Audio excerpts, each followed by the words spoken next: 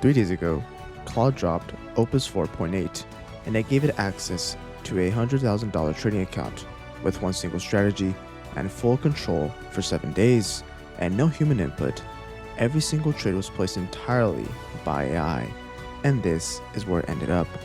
So today I'll show you how I built this autonomous trader, the exact strategy it followed, and whether an AI agent could actually beat the market or completely collapse under pressure. Now, two things happened this week that made this experiment impossible to ignore. First of all, Anthropic released Opus 4.8 with much stronger long-form reasoning and fewer tool-use mistakes. Secondly, Robinhood announced AI agents that will soon be available to place real trades for users. So now the true question stopped being, can AI trade, to transitioning, would you trust it with your money? Now, quick disclaimer, this was done on a paper trading account using live market data. This is not financial advice, and the rules were simple. Now, the main reason I chose Claude 4.8 is specifically because usually trading agents fail in two places. They generally lose track of multi-step reasoning and making execution mistakes. And honestly, 4.0 or 4.8 is supposed to be dramatically better at both. We can see here that if we compare to the prior models such as 4.7 and the other competitors as ChatGPT 5.5 and Gemini 3.1 Pro, we see that with agentic coding, the capabilities have been extensively increased here compared to the last iteration of 4.7. But what I really want to reiterate and show here is this bottom part here, agentic financial analysis.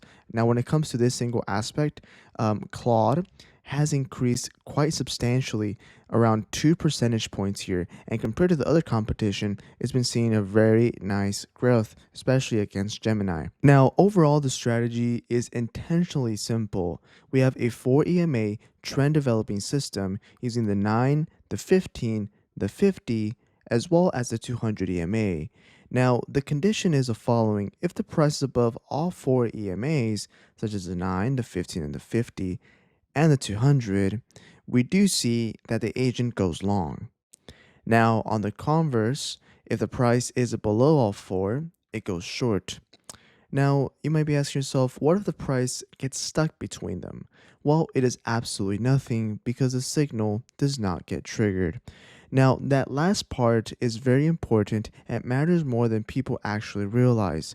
Now, most traders lose money forcing trades during the chop, and the entire advantage of handling this is going to be that the machine is going to actually follow rules and not go based off emotions. Now, the entry happens only after confirmed closes above or below the stack, and exits happen on reversals or hard stop losses. That is the entire strategy. And now we will give it to Claude. So with Claude, I built the system in 4 parts. First of all, the strategy file, the guardrails, the trading loop, and the kill switch. Now, the main guardrails were that the AI could not risk more than 20% on a single trade. It could not ignore the 2% hard stop loss, which is mandatory in order to mitigate any type of losses on every single entry. As well, it had to hit no more than the daily limit of 5%. If hit, the agent would flatten and stand down until tomorrow. And then, as well, we had to consider that it could not trade during the volatile first and last 5 minutes of the session. Now, when prompted to go all in, Opus 4.8 actually refused, and it's citing its own position size limit, and it told us that the guardrails will hold. So it's very important to double check that feature, especially before running this on a back testing strategy here.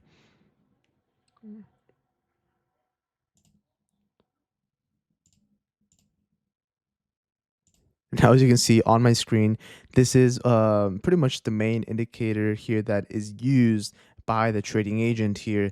Simply within TradingView, we can see that the version is a 6, and we have a lot of comments here. But first of all, I want to break it down for all you guys here. So pretty much this section of the code is going to give us the weights for every single one of the indicators that we have on this chart. So we have the VWAP, the 9, 15, the 50, and 200 EMA.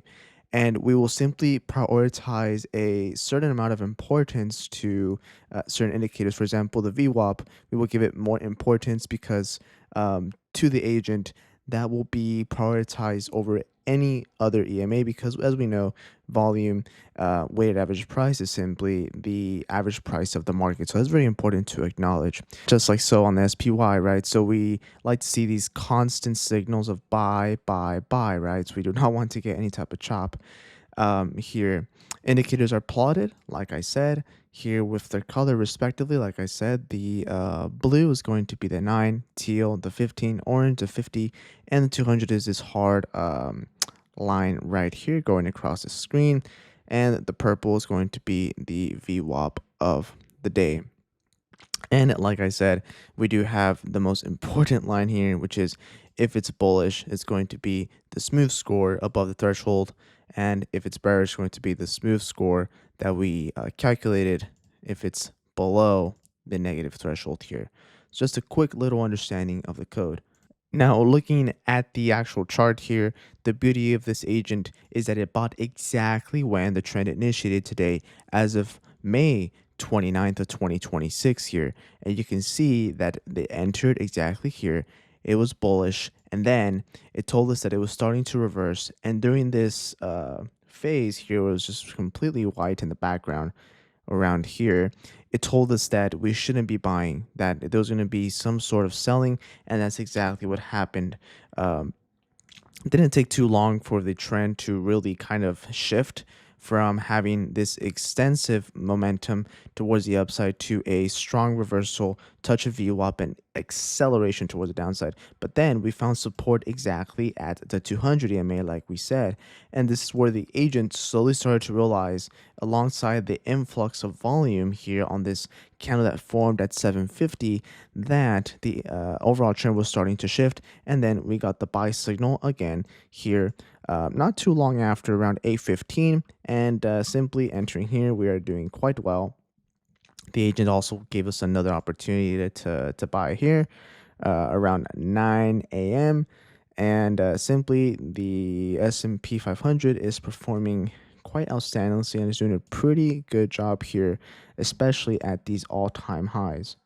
Now let's go over the results. So on day one, there was a strong bullish alignment. We had solid longs and we finished green here, which coming in at a P&L impact of positive 1.2%. On day two, there was a little bit of sideways chopped and the agent remained flat mostly. And while the human traders probably would have overtraded during this, so there really wasn't anything too exciting on day two. On day number three, we had the breakdown sell-off. We executed short, and there was a positive gain of 1.8% here, and it was perfectly executed.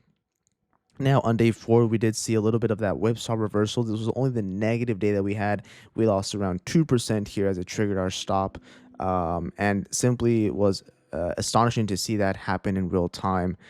On day number five, we went through a very quiet tape, and the agent took action all the way towards the afternoon, surprisingly, and we were up around 0.6% here. Obviously, dependent on the size, that was pretty modest gains. Now, on days 6 and number 7, we gained collectively around 1.9%, almost 2% here, which were very strong. So the results were simply outstanding. They actually surprised me quite a lot. Coming to only realize that day 4 was the only negative day here, and simply just shows the potential of these agentic systems when it comes to the application of trading and financial investments. So after 7 fully autonomous trading days, the AI finished up roughly 3.1% on a $100,000 account. That's about $103,100.